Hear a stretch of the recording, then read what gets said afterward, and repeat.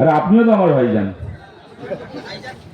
এখানে আপনারা যারা আছেন আমার গুরুজনেরা, আমার ভাইরা, বোনেরা, বন্ধুরা, দেখুন আমি খুব বেশি কথার মধ্যে যাচ্ছি না। এমনি এখন বর্ষাকাল, আকাশের যে অবস্থা, যে কোনো সময় মেঘ করে আসছে, যে কোনো সময় বৃষ্টি হতে পারে, আমার পরে সায়ন বলবে, সেটাকে কেন্দ্র করে আবার বড় বড় সভা ইত্যাদি হয়। কিন্তু এইবার ব্যাপারটা অদ্ভুত পরিস্থিতি। ভোটের আগে আমাদের যা মিটিং মিছিল হয়েছিল, ভোটের পরে তার থেকে বেশি করে বড় বড় সভা সমাবেশ করতে হচ্ছে আমাদেরকে। কেন? একটা বড় কারণ হচ্ছে আমাদের যে ভোটটা হয়েছে, আমাদের আঙুল থেকে এখনো ভালো করে ভোটের কালি ওঠেনি। আমার আঙুল এখনো কিছুটা কালি রয়েছে, আপনাদের নিশ্চয়ই অনেকের রয়েছে।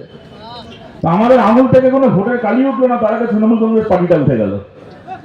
এবং গোটা বাংলা জুড়ে আপনারা দেখতে পাচ্ছেন গত 15 বছর ধরে যারা আমাদের উপর অত্যাচার করেছিল, পার্টি অফিস দখল করেছিল, আমাদের শয়ে শয়ে হাজারে হাজারে কমরেডকে মিথ্যে মামলায় জেল খাটিয়েছিল, আমাদের কত কমরেডের প্রাণ গেছে এখানে। এই যেখানে এখানে সভা করছি, এখান থেকে কয়েক কিলোমিটার দূরে 2018 সালে পঞ্চায়েত ভোটের আগের দিন মে মাসের 13 তারিখ কমরেড উষা দাসকে, দেবু দাসকে জ্যান্ত পুড়িয়ে মেরে ফেলেছিল। এত কিছু করেছিল এরা কেন? সবকিছুর পেছনে একটাই কারণ, একটাই অজুহাত, কি না রাজ্যে বিজেপি এসে গেছে। এখন যদি বিজেপি বিরোধী ভোট ভাগাভাগি হয় তাহলে নাকি বিজেপির সুবিধা হয়ে যাবে। তাই আপনার তৃণমূলকে ভালো লাগুক কি খারাপ লাগুক, সব এলাকায় তৃণমূলকে ভোট দিতে হবে। সিপিএম এর কোনো পার্টি অফিস খোলা যাবে না, কোনো পলিটিশিয়ান বসানো যাবে না, ভোটে কেউ প্রার্থী হতে পারবে না, কংগ্রেসের হয়ে কেউ লড়তে পারবে না, আইএসএফের হয়ে কেউ লড়তে পারবে না, অন্য কোনো দল থাকবে না, খালি তৃণমূল থাকবে। তৃণমূলকে ভোট দিতে হবে, খেয়ে পড়ে বাঁচুন কি না বাঁচুন তৃণমূলকে ভোট দিতে হবে, নাহলে নাকি বিজেপির সুবিধা হয়ে যাবে। এই বলে 15 বছর ধরে আমাদেরকে রাজনীতি করতে দেওয়া হয়নি। এই বলে 15 বছর ধরে লুট সন্ত্রাস চলেছে, আমাদের এত কমরেডের উপর মার খুনোখুনি আক্রমণ হয়েছে। তারপরে ভোট হলো, ভোটে তৃণমূল হারলো, বিজেপি জিতলো। তারপরে আমরা কি দেখলাম? যারা 15 বছর ধরে বিজেপির ভয় দেখিয়ে, যারা 15 বছর ধরে বিজেপির নামে যুদ্ধ দেখিয়ে রাজনীতি করে গেল, আমাদেরকে রাজনীতি করতে দিল না, আমাদের আঙুল থেকে ভোটের কালি উঠতে পারলো না, তার আগে তৃণমূল কংগ্রেসের এই সব কটা লাক্ষর, সব কটা হারাম করে গিয়ে বিজেপির গায়ে গিয়ে পড়লো। আমাদেরকে বলতেন, আমাদেরকে মমতা ব্যানার্জি বলতেন, ও চুরি নিয়ে, ডাকাতি নিয়ে, খুন নিয়ে, যা নিয়ে প্রশ্ন করুন একটাই উত্তর, কি না সিপিএম এর কথার উত্তর কেন দেবো? সিপিএম তখন ক্ষমতায় নেই। আর 2021-এ যখন আমরা কোনো বিধানসভায় কোনো আসন জিতলাম না, আমাদের কোনো বিধায়ক থাকলো না, তখন মমতা ব্যানার্জি তারপর থেকে যা নিয়ে প্রশ্ন করুন একটাই উত্তর, কি তোমার কথা জবাব কেন দেবো, সিপিএম এর কথা কেন শুনবো? সিপিএম তোমার হাতে এখন কজন বিধায়ক আছে? যা বলে গেলাম 5 বছর ধরে শুনতে হলো যে আমাদের হাতে কজন বিধায়ক আছে। তা মমতা ব্যানার্জি আজকে আপনাকে জিজ্ঞেস করছে, আপনার হাতে এখন কজন বিধায়ক আছে? আমরা জিতিনি, আমরা 2021-এ কোনো আসন জিতিনি, তো আমাদের কোনো বিধায়ক ছিল না। আর আপনি আবার 80টা বিধায়ক জিতলেন, তারপর আপনার হাতে কোনো বিধায়ক নেই। ফাঁকা বাড়িতে বসে থাকেন মিটিং দেখে, বাস স্ট্যান্ড না বললেন দেখতে আসেন আপনার বিধায়করা। এখন আপনার এই অবস্থা হয়েছে। আমাদেরকে নিয়ে বলতেন মমতা ব্যানার্জি যে সিপিএম যখন খুঁজে পাওয়া যাবে না, সিপিএম এখন আছে খালি আদালতে আর সোশ্যাল মিডিয়ায়, খালি কোর্টে আছে, সোশ্যাল মিডিয়ায় আছে। পিসি ভাইপোর অবস্থা দেখুন, ভাইপো এখন কোর্টে ছুটছে গ্রেপ্তারি এড়ানোর জন্য, আর পিসি এখন ঘরে বসে বসে ফেসবুকে ভিডিও করছে, ফেসবুকে জ্ঞান দিচ্ছে। দেখি পরশুদিন দেখি ফেসবুকে ভাষণ দিচ্ছেন যে আমার দলের যারা বিজেপির সঙ্গে লাইন করছে, আমার দলের যারা বিজেপির সঙ্গে সেটিং করছে, তারা সব চুরি করেছে, ওরা চুরি করেছে বলে ইডি সিবিআই এদেরকে ধরতে যাবে, ইডি সিবিআই হাত থেকে বাঁচার জন্য ওরা বিজেপির সঙ্গে লাইন করছে।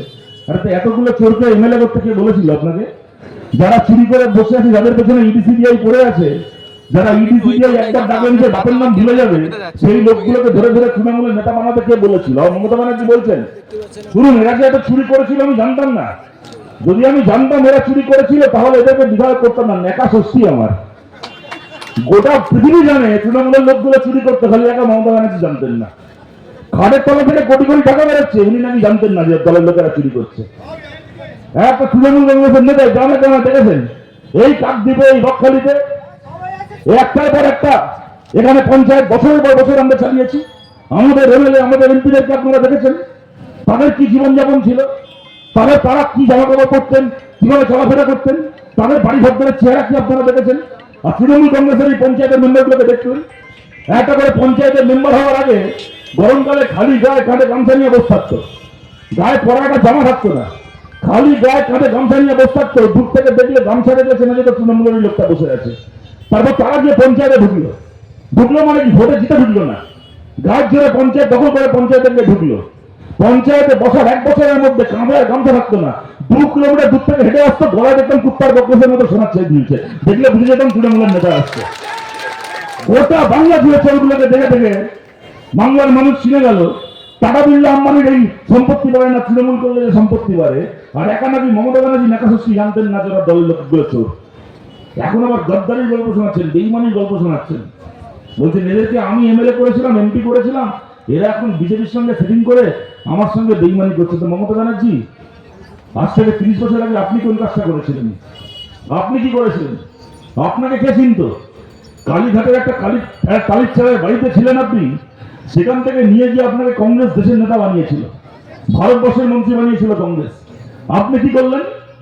ক্ষমতায় আসার জন্য সেই কংগ্রেসের পিঠে ছুরি মেরে তাদের 1 নম্বর শত্রু বিজেপির সঙ্গে জোট করে আপনি বাজপেয়ী সরকারের মন্ত্রী হয়েছিলেন। আপনি এই বাংলায় বিজেপিকে ডেকে এনেছিলেন। আজ থেকে 28 বছর আগে যে কাজটা আপনি করেছিলেন, 28 বছর পরে আজকে সেই কাজটা ঋতব্রত ব্যানার্জি, সেই কাজ সায়ন ঘোষণা করছে। আরে পাপ কারো বাপকে ছাড়ে না, পাপ মমতার বাপকেও ছাড়েনি। একদিন পরে এখন খেয়াল হয়েছিল গদ্দারি বলে। আরে আপনি বেইমানি গল্প কি শোনাচ্ছেন? আপনার থেকে বড় বেইমান কে আছে? এই পশ্চিমবাংলার মানুষের থেকে কি না দিয়েছিল, আর আপনি বাংলাকে কি দিলেন? 15 বছর ধরে বাংলার কলকারখানা বন্ধ করলেন, কৃষকের ফসলের দাম পেটে দিলেন না, শ্রমিককে ধানের মজুরি দিলেন না। তার বিরুদ্ধে মানুষ মিটিং করবে, মিছিল করবে, লড়াই করবে, সেই মিটিং মিছিল লড়াই করবে, তাকে দিনের পর দিন জেল খাটালেন। গোটা বাংলার সরকারি স্কুলগুলোকে বন্ধ করলেন, গোটা বাংলাকে চোরের আঁকড়া বানালেন। আর তারপরে কি করলেন? আমরা 34 বছর সরকার চালিয়েছিলাম, তারপরে যেদিন চলে গেছিলাম সরকার থেকে, আর কিছু করতে পারি কি না পারি, রাজ্যটাকে বিজেপি মুক্ত রাজ্য করে গেছিলাম। মাথা উঁচু করে বলতে পারি, গর্ব করে বলতে পারি, ক্ষমতা থেকে চলে গেছিলাম একদিন, কিন্তু এই রাজ্যে একটা বিজেপির এমএলএ রেখে যায়নি, বিজেপি মুক্ত পশ্চিমবাংলা করে গেছিলাম। আর আপনি মমতা ব্যানার্জি কি করলেন? 15 বছর সরকার চালিয়ে যখন গেলেন, রাজ্যটাকে বিজেপি সরকার তৈরি করে দিয়ে গেলেন এই রাজ্যে। আপনার থেকে বড় বেঈমান, আপনার থেকে বড় নেমোহারাম কে জন্মেছে বাংলায় আজ অব্দি? আপনাদেরকে বলছি, তৃণমূল চলে গেছে মানে, এবং আমরা তৃণমূলের চোর নেতা নই যে তৃণমূল চলে গেছে বলে হঠাৎ করে শুভেন্দু অধিকারীকে ভালো লাগতে শুরু করে দেবে, তৃণমূল চলে গেছে বলে হঠাৎ করে বিজেপির প্রশংসা করতে শুরু করে দেবো। আমরা কমিউনিস্ট পার্টি করি, মাথা উঁচু করে বলছি, আমরা তৃণমূল হেরে গেছে বলে খুশি, কিন্তু বিজেপি জিতেছে বলে আমরা খুশি নই। আমরা চাইনি তৃণমূল হেরে গিয়ে রাজ্যে বিজেপি সরকার আসুক। বিজেপি সরকার এসছে, যা করার ছিল তাই করেছে। ওরা সরকারে এসে প্রথম সিদ্ধান্ত নিল কি, যে বুলডোজার নিয়ে লোকের বাড়ি ভাঙবে। ওরাও জানতো যেখানে আমি বুলডোজার নিয়ে লোকের বাড়ি ভাঙতে যাব, তৃণমূলকে আমি কিনে নিয়েছি, তৃণমূলের নেতাগুলো এখন জেলে যাওয়ার ভয় আমাদের পায়ে এসে পড়ছে, মানে এই নয় যে সিপিএমকে কিনে নিয়েছি। যেখানে বুলডোজার নিয়ে যাব, 80টা এমএলএ যেটা তৃণমূল থাকবে না, কিন্তু একটা এমএলএ পাবো সিপিআইএম, সেখানে রুখে দাঁড়াবে। আর ঠিক তাই হয়েছে। আর সেটা জানতো বলে কি করলো? গোটা বাংলায় এত জায়গা থাকতে প্রথম বুলডোজার নিয়ে গেল কসবায়, তপসিয়ায়। কেন না জানেন? তপসিয়া মুসলমান এলাকা, ওখানে সংখ্যালঘু মুসলমান মানুষ বসবাস করে। যেই ওখানে যাবো বুলডোজার নিয়ে বাড়ি ভাঙতে, অমনি সিপিএম আসবে ওটাকে আটকাতে। আর যেই সিপিএম আসবে, ওই ছবি দেখিয়ে বলতে পারবো যে দেখো সিপিএম মোল্লাদের পার্টি মুসলমানের দালালি করে, ও ঠিক মুসলমানদেরকে বাঁচানোর জন্য চলে এসছে। ঠিক সেই রাজনীতি করলো। ওরা আনলো বুলডোজার, আমরা গিয়ে আটকালাম, সেই ছবি দেখিয়ে প্রচার করলো যে সিপিএম তপসিয়ায় মুসলমানের দালালি করছে। কি হলো? আমরা চিরকাল বলে এসেছিলাম, যে পার্টি মানুষের শত্রু সে হিন্দুরা শত্রু, মুসলমানরা শত্রু। আমরা ভুল বলিনি। রাত পোয়াতে পারলো না, একটা রাত পোয়াতে পারলো না, তার আগে তপসিয়ার ওই বুলডোজার চলে গেল শিয়ালদা স্টেশনে হিন্দু হকারদের দোকান ভাঙতে।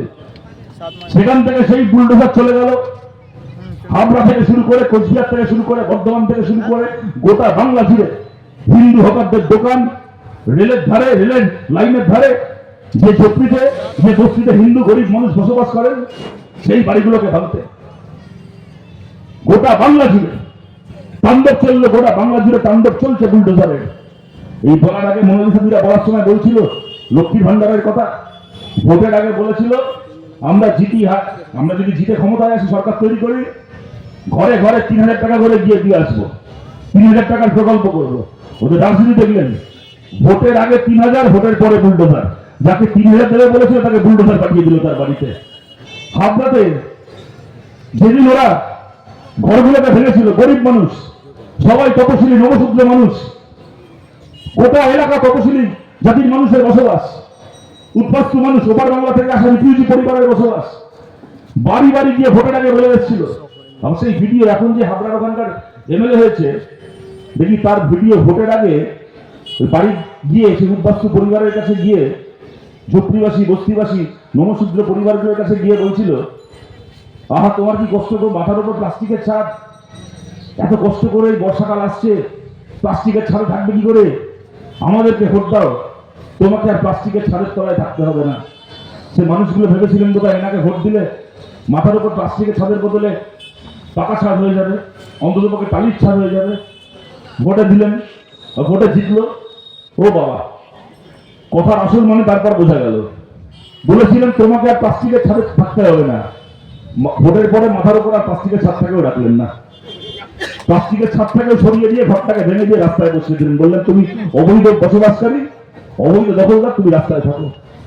ভোটের আগে স্লোগান দিয়েছিল, জন্ম যদি হিন্দু কুলে ভোট দেবো পদ্ম ফুলে, যদি হিন্দু হয়ে থাকো তাহলে পদ্ম ফুলে ভোট দিতে হবে। আর ভোটের পরে, ভোটের আগে যে হিন্দু ছিল, ভোটের পরে সে হয়ে গেল অবৈধ দোকানদার, অবৈধ দখলদার, রাস্তায় বসে আছে। ওই এলাকায় যেদিন ওরা উচ্ছেদ করেছিল, পরের দিন থেকে ওখানে আমরা আমাদের পার্টি থেকে ওখানে শ্রমজীবী ক্যান্টিন চালাচ্ছিলাম আমাদের পার্টি অফিসে। স্টেশনের বাইরে আমাদের পার্টি অফিসটা গত 1 মাস ধরে ওরা আমাদের পার্টি অফিস ছিল না, ওটা হয়ে গেছিল এলাকার মানুষের খাওয়া পড়ার ঠিকানা। আমাদের কমরেডরা টাকা সংগ্রহ করে প্রত্যেক দিন দুবেলা ওখানে রান্না করে গোটা এলাকার উচ্ছেদ হওয়া মানুষকে দুপুরের বেলা রাত্রিবেলা খাওয়াচ্ছিল। ওখানকার গরিব মানুষ, খেটে খাওয়া মানুষ, ওখানকার গরিব হিন্দু মানুষ যাদের কাছে গিয়ে ধর্মের নামে ভোট চেয়েছিল, ভোট নিয়েছিল বিজেপি, সেই সমস্ত মানুষ লাইন দিয়ে দাঁড়িয়ে ওখানে খাচ্ছিলেন। আজকে একটু আগে বুলডোজার দিয়ে সেই পার্টি অফিসটাকে পর্যন্ত ভেঙে দিয়েছে। কেন না, ওই পার্টি অফিসে কেন ওই গরিব মানুষগুলোকে খাওয়ানো হচ্ছিল। খালি মানুষগুলোর ভাতের থালা থেকে ভাত কেড়ে নিয়ে শান্তি হয়নি, অন্য কেউ সেই মানুষকে খাওয়াচ্ছে বলে সেই পার্টি অফিসটাকে ভেঙে ফেললো। যেন তেন প্রকারে মানুষগুলোকে মারতে হবে, যেন তেন প্রকারে পোকামাকড়ের মতো মানুষগুলোকে মেরে শেষ করতে হবে, যাতে মাইলের পর মাইল ফাঁকা জমি তৈরি করা যায়, আর সেই ফাঁকা জমিগুলোকে আদানি আম্বানির হাতে তুলে দেওয়া যায়। কিন্তু আমরা বলছি, এই পার্টি অফিস ভাঙা 15 বছরে আমরা অনেক দেখেছি। 15 বছর ধরে তৃণমূল আমাদের অনেক পার্টি অফিস ভেঙেছে। আমাদের যে কটা পার্টি অফিস তৃণমূল ভেঙেছিল, আমাদের প্রত্যেকটা পার্টি অফিস আবার তৈরি হয়েছে। কিন্তু আজকে তৃণমূলের পার্টি অফিস নয়, গোটা পার্টিটাই ভেঙে গেছে, কোনোদিন এই পার্টি আর তৈরি হবে না। যারা আজকে আমাদের পার্টি অফিস ভাঙছে, 1 মাসে শীত পালায়নি, 2 মাসেও শীত পালাবে না। যারা আজকে আমাদের পার্টি অফিস ভাঙছে, তাদের ওই ভবিষ্যৎ দেখার জন্য আর কেউ থাকুক কি না থাকুক, এই বাংলায় আমরা থাকবো। আইনের গুন্ডা দমন, আইনের ভয় দেখাচ্ছে, বলছে নাকি নতুন আইন আনছে গুন্ডা দমন আইন। বিজেপি নাকি গুন্ডা দমন আইন আনছে। বলুন, এরা এমন পার্টি যারা নেতাজি সুভাষচন্দ্র বোসকে গুন্ডা বলে আর গোপাল পাঠাকে বিপ্লবী বলে, তারা আনছে গুন্ডা দমন আইন। বোঝাই যাচ্ছে আইন তাদের জন্য আনছে। ওই আইনের ব্যাখ্যা না ব্যাখ্যা, কি ভালো কি খারাপ, এখানে সায়ন আছে, ও নিজে আইনজীবী, আমার থেকে ভালো বলতে পারবে, আমি সেই প্রসঙ্গে যাচ্ছি না। আমি তাহলে আপনাদেরকে একটা কথা বলছি, ওই যে গুন্ডা দমন আইন দেখে আমাদেরকে কি দেখাচ্ছে, মিথ্যে মামলায় জেল খাটাবে। এই তো মিথ্যে মামলায় আমরা কে না জেল খেটেছি গত 15 বছরে। আমাদের কি জেল খাটার অভাব হয়েছিল গত 15 বছরে? আপনি কি জেলের ভয় দেখাচ্ছেন শুভেন্দু অধিকারী? শুনুন, আমাদের তৃণমূলের মতো চুরি করে, ডাকাতি করে, লোকের জমি দখল করে, অন্যের পুকুর ভরাট করে, সরকারি জমি দখল করে, বিল্ডিং বানিয়ে, ধর্ষণ করে, শ্লীলতাহানি করে আমাদের জেলে যাওয়ার ভয় নেই। তার মানে এই নয় যে আমরা জেলে যেতে পারি না।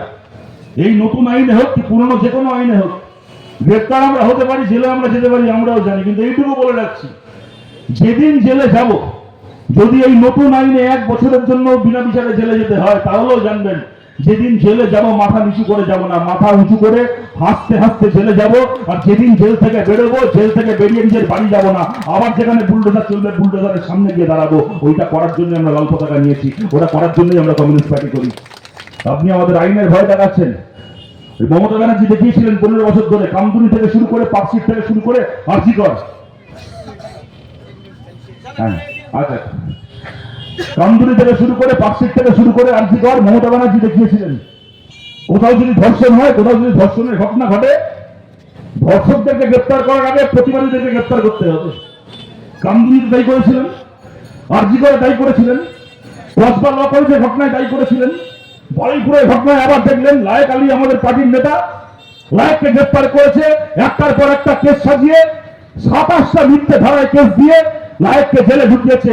আমরা বলছি শুভেন্দু অধিকারী 27টা কেন, আপনি 27,000 সেকশন, 27,000টা কেস দিন লায়েকের নামে। লায়েককে আমরা আবার জেল থেকে বার করে সামনে এনে দাঁড় করাবই, লায়েককে জেল থেকে বার করে আমরা লড়াই আবার ফেরত আনবই। আপনার কি করার ক্ষমতা আছে আপনি করে নিন।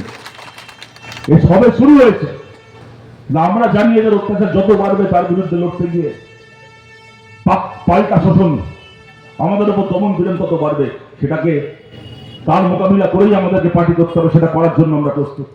ওটা বাংলা জুড়ে আপনারা দেখছেন, ভোটের আগে আমরা বলেছিলাম বিজেপি মানে খালি একটা রাজনৈতিক দল নয়, ওরা বাঙালির খাওয়া দাওয়া থেকে শুরু করে খাদ্যাভ্যাস সবকিছু শত্রু, এমনকি ওরা বাঙালির ধর্মের শত্রু। এখানে আস্তে আস্তে দেখছিলাম অনেক জায়গায় এখন রথ হয়েছে, গতকাল রথ ছিল, এখন বিজেপির নেতারা পাড়ায় পাড়ায় এখন রথ বার করেছে। আজকে এই বকখালি আস্তে আস্তে দেখছিলাম কিছু জায়গায় রথ, দেখি রথের পেছনে ছবি দিয়েছে রথে বড় করে, যে কুরুক্ষেত্রের যুদ্ধে কৃষ্ণ রথের উপর দাঁড়িয়ে হাতে সুদর্শন চক্র, সে রথ নিয়ে তেড়ে যাচ্ছে গৌরবদের দিকে। আরে ভাই, কে পাগলগুলোকে বোঝাবে আমাদের এখানে রথটা জগন্নাথের রথ, এটা কুরুক্ষেত্রের যুদ্ধের রথ নয়। কে পাগল ছাগলগুলোকে বোঝাবে? এটা হচ্ছে এদের ধর্ম। এই রথে করে জগন্নাথ, বলরাম, সুভদ্রা মাসির বাড়ি পিসির বাড়ি যায়। এই রথে কোনো যুদ্ধ নেই, এই রথে কোনো আক্রমণ নেই, এই রথে কারোর গলা কাটা নেই, এই রথে কোনো বিদ্বেষ নেই, কোনো হামলাবাজি নেই, এখানে ভালোবাসা আছে। জগন্নাথকে, বলরামকে, সুভদ্রাকে সন্তান স্নেহ, একজন মাসি পিসি যেরকম ভাবে নিজের সন্তান তুল্যদেরকে স্নেহ করে, সন্তান তুল্য, এখানে ঈশ্বরকে সন্তান তুল্য ভেবে পুজো করা হয়, তাকে ভালোবাসা হয়, আদর করা হয়। আর সেই রথে ওরা সুদর্শন চক্র বসিয়ে দিয়েছে। যে খালি ধর্ম পালন করলে হবে না, আমার ধর্ম মানে খালি ভালোবাসা প্রেম নয়, আমার ধর্ম মানে তোমার গলা কাটা, ওটাকে আমাদের তুই ভয় পাবে আমার দূর থেকে আমার রথ দেখে, এমন রথ আমি চালু করবো। এটা হচ্ছে এদের রাস্তা।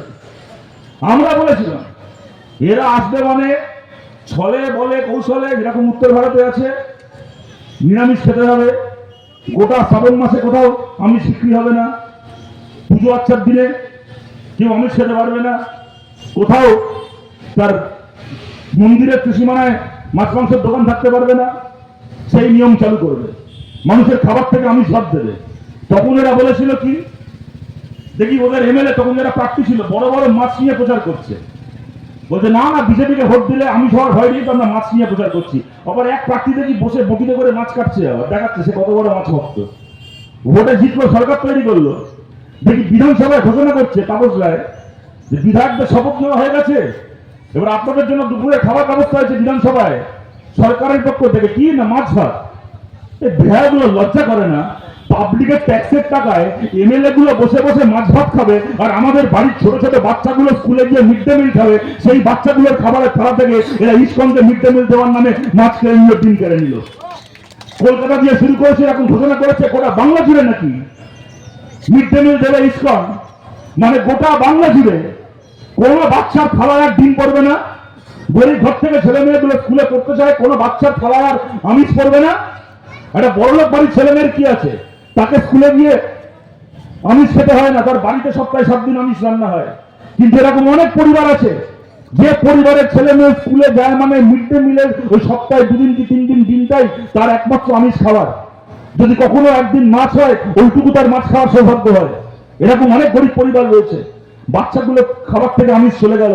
তার থেকে বড় কথা, এই বাংলা জুড়ে 2.5 লক্ষ মিড ডে মিল শ্রমিক, আমাদের 2.5 লক্ষ মা, আমাদের 2.5 লক্ষ দিদিরা বোনেরা যারা মিড ডে মিল শ্রমিক, মিড ডে মিলের কাজ করেন, 12 মাস বছরে কাজ, এমনি মাইনে পান 9 মাস 10 মাসের, যখন স্কুল ছুটি থাকে মজুরি পান না, 3 মাস 4 মাসের মাইনে একবারে পান, ওই কটা সামান্য টাকা মাইনে। গোটা বাংলা জুড়ে 2.5 লক্ষ আমাদের মা বোনের চাকরি চলে গেল, কাজ চলে গেল, মিড ডে মিল শ্রমিকের মজুরি বন্ধ হয়ে গেল। এগুলোকে আমরা দাঁড়িয়ে দাঁড়িয়ে মেনে নেবো? এগুলোকে আমরা দাঁড়িয়ে দাঁড়িয়ে দেখবো? আর এগুলোর প্রতিবাদ করলে ওরা আমাদেরকে গুন্ডা দমন আইনে জেলে ভরানোর হুমকি দেবে। দরকার হলে জেলে যেতে হলে জেলে যাব, মাথা উঁচু করে হাসতে হাসতে যাবো, তবু এই মামার বাড়ির আবদার সহ্য করা যাবে না বাংলায়।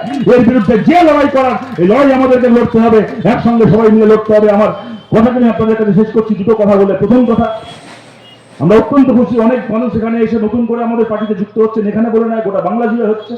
আজকে অনেকে যুক্ত হলেন, যুক্ত হওয়ার জন্য আরো অনেকে এসেছেন। দেখুন, এটা হওয়ারই কথা, কারণ আমরা জানি যারা তৃণমূল করেছেন সবাই যে তৃণমূলকে খুব ভালোবেসে করেছেন এমন নয়, অনেককে বাধ্য হয়ে করতে হয়েছে। এলাকায় আর কোনো পার্টি নেই, হ্যাঁ চাপে করতে হয়েছে অনেককে, এলাকায় আর কোনো দল নেই সেই জন্য করতে হয়েছে। অনেককে এরকম অনেক ভয় দেখানো হয়েছিল যে তৃণমূলের মিটিং মিছিলে না গেলে তোমার বাড়ি তৈরির টাকা পাবে না, তোমার বউয়ের লক্ষ্মীর ভান্ডার বন্ধ হবে, তোমার মেয়ে স্কুলে কন্যাশ্রী পাবে না, তোমার এই হবে না সেই হবে না, সরকারি প্রকল্প থেকে নাম কাটা যাবে, রেশন কার্ড বাতিল হয়ে যাবে, জব কার্ড হবে না, এরকম চাপ দেওয়া হয়েছিল। ভয় ভক্তি তো অনেককে করতে হয়েছে। আর তাদের সবাইকে বলছি, যা হওয়ার হয়ে গেছে, কিন্তু আমরা জানি এই মানুষেরা কেউ খারাপ মানুষ নন, তারাও তৃণমূলের পাপের, তৃণমূলের যে অপরাধ তার ফলে তারাও বিরক্ত ছিলেন, তারা সবাই আমাদের সঙ্গে যুক্ত হচ্ছেন, আমরা অত্যন্ত খুশি। আমরা তাদের সবাইকে বলছি, আমাদের লড়াই তৃণমূলের কতগুলো চোর নেতার বিরুদ্ধে, কোনো সাধারণ কর্মীর বিরুদ্ধে নয়। আপনারা সবাই মিলে আসুন, আমরা সবাই মিলে একসঙ্গে লড়াই করব, আরো শক্তিশালী কমিউনিস্ট পার্টি এবং আরো উন্নত পশ্চিমবাংলা আমরা একসঙ্গে তৈরি করব।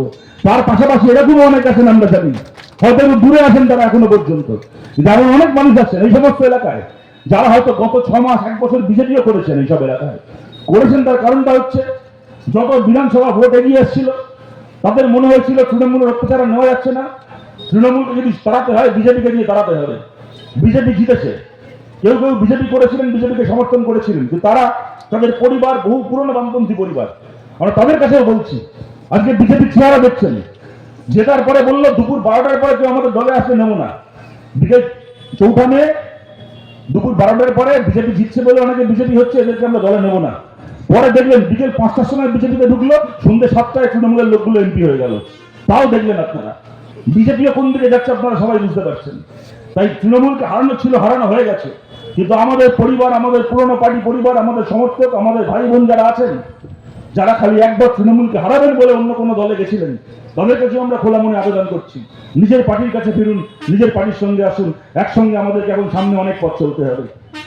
যারা পঞ্চায়েত চালাচ্ছেন, মাথার ওপরে এখন আর মমতা বন্দ্যোপাধ্যায় নেই, তৃণমূল কংগ্রেসের এমপি এমএলএ গুলো সমস্ত এদেরকে পথ বসিয়ে চলে গেছে।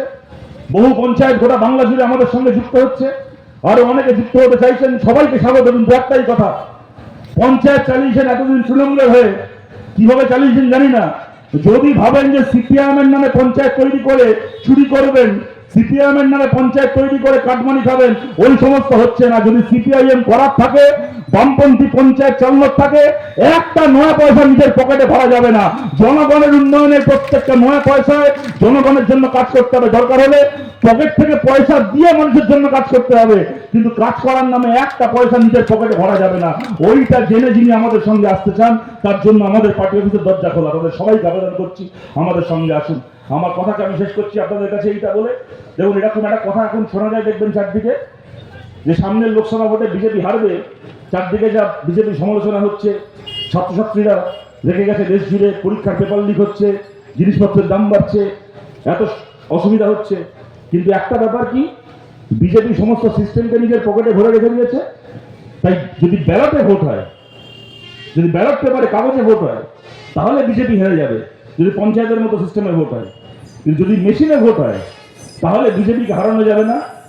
বিজেপি ইভিএম টিভিএম সমস্ত এমন ম্যানেজ করে রেখে দিয়েছে, ইলেকশন কমিশনকে এমন পকেটে ভরে রেখে দিয়েছে। আপনাদের বলছি, আজ থেকে 2-3 মাস আগে এই কথা আমরা তৃণমূলকে নিয়েও ভাবতাম, তৃণমূল বোধহয় এমন ভাবে সব সিস্টেম পকেটে ভরে রেখেছে, তৃণমূলকে হারানো যাবে না। দেখলাম তো, যখন গণেশ উল্টায় তখন সব উল্টায়। তেমন বলছি আপনাদেরকে, ভাববেন না যে সব সিস্টেম আজকে বিজেপির পকেটে আছে। আপনাদেরকে একটা উদাহরণ দিচ্ছি, ধরুন যে রেলের যেখানে উচ্ছেদ হচ্ছে, যেখানে উচ্ছেদ হচ্ছে আমরা চলে যাচ্ছি, আটকাচ্ছি, কোথাও আটকাতে পারছি, হয়তো কিছু জায়গায় আটকাতে পারছি না, কিন্তু চলে আমরা যাচ্ছি, কোনো জায়গায় আপনারা দেখেছেন আমরা ফাঁকা মাঠ পাচ্ছে না। মাঝরাত্রি বেলা হোক, যখন হোক, ওরা বস্তি উচ্ছেদ করতে যাচ্ছে, গরিবের দোকান ভাঙতে যাচ্ছে, লাল পতাকা নিয়ে। আমাদের পার্টির 10-15 জন নয়, 200 জন 300 জন নয়, কয়েক হাজার কমরেড জড়ো হয়ে থাকছে। এটা কি করে হচ্ছে? আমরা আগে থেকে কি করে জানছি যে কখন কোথায় উচ্ছেদ হবে? আমাদের তো জানার কথা নয়। উচ্ছেদ তো এরকম ভাবে আগে থেকে বলে করে হয় না। উচ্ছেদের নোটিশ আপনারা অনেকে দেখেছেন, নোটিশ দিয়ে দেয় যে অমুক তারিখ অব্দি সময় দেওয়া হলো, তার মধ্যে সব দোকান থেকে সরিয়ে নাও, তার মধ্যে তোমার বাড়ি ভেঙে দাও, যদি ভাঙো দোকান সরাও, ঠিক আছে, নাহলে তারপরে যে কোনো সময় আমরা ভেঙে দেবো। কিন্তু তাহলে কবে?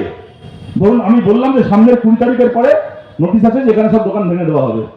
তো 20 পরে সেটা 21-এ ভাঙা হবে না 25-এ না পরের মাসে ভাঙা হবে, এটা তো বলা থাকে না। সকাল 10টায় ভাঙতে যাবে নাকি দুপুর 12টায় না বিকেল 4টায় না সন্ধ্যে 8টায় না রাত 2টোয়, সে তো বলা থাকে না। তাহলে আমরা কি করে আগে থেকে জেনে যাচ্ছি? ওদের লক্ষ্যই থাকে কিচ্ছু না বলে হঠাৎ করে চলে যাবে, বুলডোজার নিয়ে পুলিশ নিয়ে নামবে, ভাঙবে, 10 মিনিটের মধ্যে ভেঙে বেরিয়ে যাবে, যাতে লোক জড়ো হতে না পারে, বিক্ষোভ দেখাতে না পারে। এটাই ওদের পরিকল্পনা থাকে। তারপরও আমরা যাচ্ছি, তার কারণটা হচ্ছে রেলের ভেতর থেকে, কেন্দ্রের সরকারের দপ্তর থেকে, ভেতর থেকে আমাদেরকে এই খবর দেওয়া হচ্ছে। বড় বড় অফিসাররা, রেলের অফিসার হতে পারেন, আরপিএফ অফিসার হতে পারেন, পুলিশের অফিসার হতে পারেন, অফিসাররা আমাদেরকে গোপনে ফোন করে বলছে যে শুনুন আমরা যাচ্ছি ওখানে উচ্ছেদ করতে, ভাঙতে, সরকারি চাকরি করি, ওপর থেকে নির্দেশ এসছে, নির্দেশ পালন করতে হবে, আমাদেরকে যেতে হবে। কিন্তু আপনাদেরকে বলছি মন থেকে যেতে চাই না, মন থেকে কাজ করতে চাই না। আমার নিজের একটা পরিবার আছে, আমি একটা সরকারি চাকরি করে আমার পরিবারের পেট চালাচ্ছি, আর একজন মানুষ হয়তো একটা দোকান চালিয়ে নিজের পরিবারকে টানছে। আজকে আমি কি করে তার ভাতের থালা লাথি মারবো? সে আমার কোন শত্রুতা করেছে যে আজকের দিন একজন মানুষ করে কামড়ে খাচ্ছে, তার উপার্জনটাকে শেষ করে দেবো? আমার নিজের সন্তান আছে, আজকে যদি একজন গরিব মানুষের বস্তি ভেঙে, একজন গরিব মানুষের ঝুপড়ি ভেঙে তার ছোট বাচ্চাকে রাস্তায় বসিয়ে দিয়ে আসি, বাড়ি ফিরে আমি নিজের সন্তানের সামনে দাঁড়াবো কি করে? কিন্তু সরকারি চাকরি করি, পেটের দায়ে যেতে হচ্ছে, যাচ্ছি। কিন্তু আপনাদেরকে খবর দিচ্ছি, আগে থেকে আপনাদেরকে খবর দিয়ে রাখলাম, আমরা বুলডোজার নিয়ে যাচ্ছি, আপনারাও লাল পতাকা নিয়ে পৌঁছন, যাতে আপনারা সামনে দাঁড়িয়ে আমাদেরকে আটকে দিতে পারেন। আমরা চাই না আর এক পায়ে গোতে।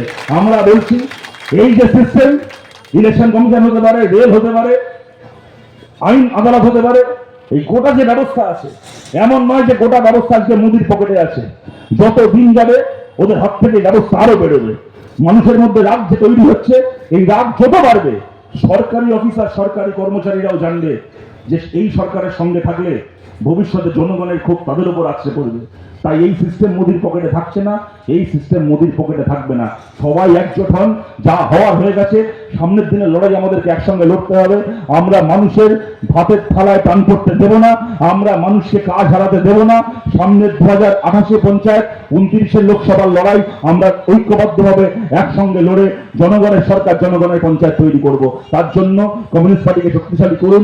আপনাদের সবার কাছে আবেদন রেখে আপনাদের সবাইকে ধন্যবাদ জানিয়ে আমার কথা শেষ করছি। ভালো থাকবেন সবাই, নমস্কার।